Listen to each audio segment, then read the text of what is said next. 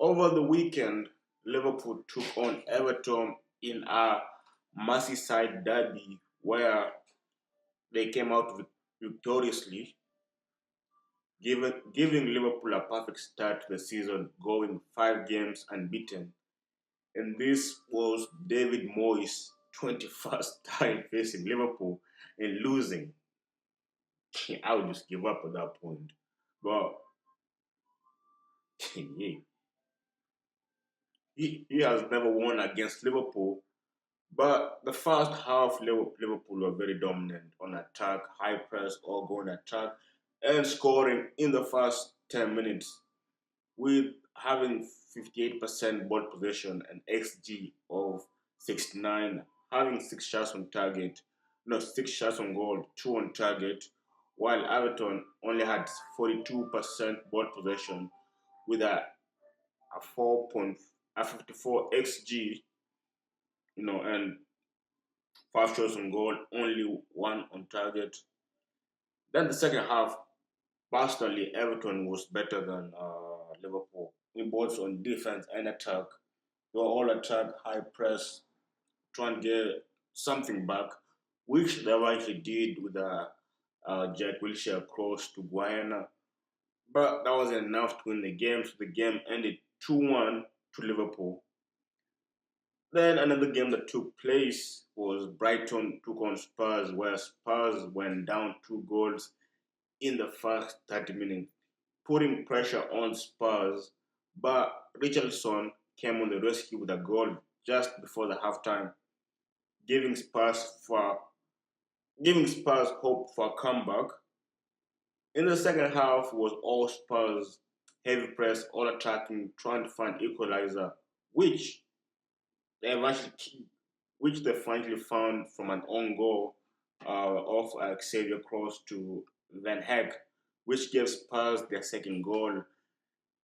And how the second half could have went, Spurs could have walked away with a win, how they were playing, but luck wasn't on their side for this match. Ended 2-2 with Brighton having only 36% ball possession, 1.32 XG, with 12 shots on goal with only 4 on target, and Spurs having 64% ball possession, 1.22 XG, 11 shots on goal, and just 3 on target.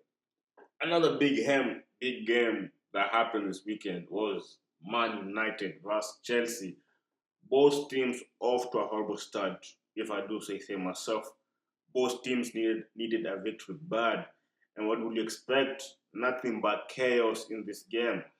Just 5 minutes in, Sanchez gets a red, leaving Chelsea in Chelsea with 10 men. I mean, it was a horrible challenge to Mbueno, but what could you do? And United took advantage with Fernandes scoring in the 14th minute, giving United a lead. Then Casemiro coming and scoring the second goal just before the half, which, with all the pressure Amorim is under in the stage of United, how they have been performing. I mean, this was a this was given to him on a silver platter, but Casemiro, being on a yellow, decided to make an awful challenge, which resulted in him being sent off, leaving both teams with 10 men.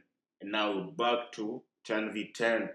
But Chelsea were not able to win the game. I mean, they did get a goal back at the, I believe, 80th minute. But Cole Palmer was subbed off. Uh, Cole Palmer was subbed off, and it looks like another injury because he is just coming off an injury. So possibly another injury. Them men play a lot of games. But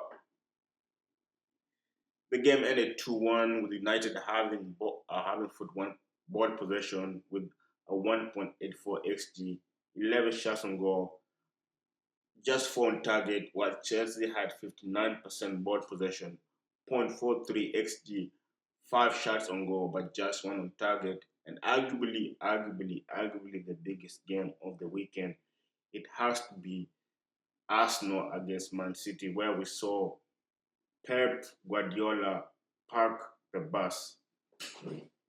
Let me repeat that. Pep Guardiola parked the bus. The man who specialized in tiki-taka brought the bus to the Emirates. I've never seen such a thing. To their credit, they're coming off a two-day rest when they played Napoli, and I mean another good team. So, but then at the same time, personally, I don't know what Teta came out to do, coming out three holding defense. I mean,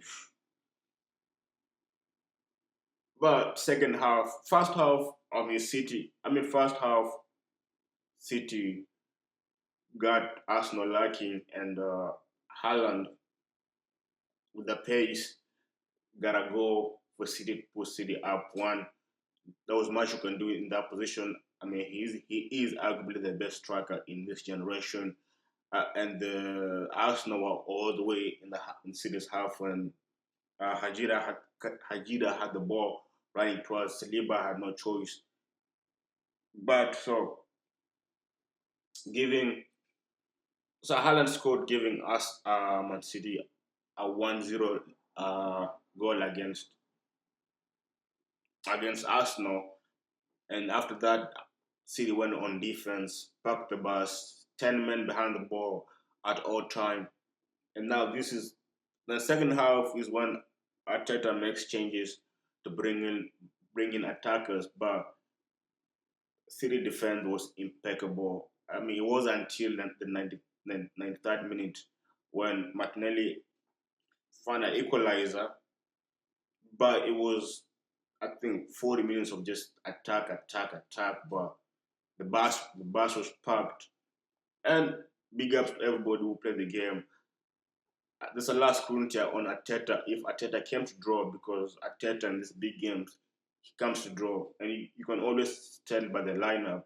It's always three holding midfielders. It was the same thing against City. No, it was the same thing against Liverpool.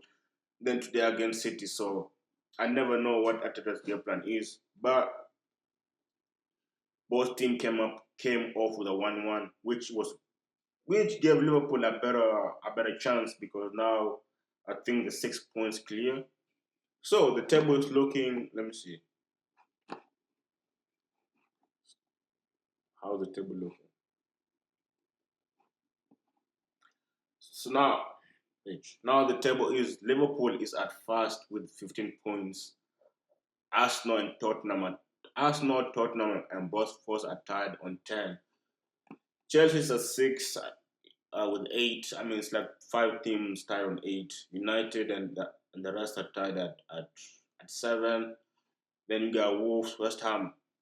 I think West Ham they get relegated. I mean, these boys they just having a terrible season. Like Wolves, I can't say Wolves will get relegated because I don't know how, but Wolves they have managed to in the Premier League for the last 5 years, and they're always in the relegation zone, but they seem to never get relegated. And the manager just had an extension, so I don't think they're getting rid of the manager. Also, during the transfer season, they lost some of the valuable players, so we shall see how that goes. But Wolves is now having a good season. They have lost every single game. 5 games they have lost. West Ham have only won one game. And Man U, they just faced Leeds, who are newly promoted team. So I know I'm going on a rampage, but she. But that's that. It is what it is. Until next time, yeah.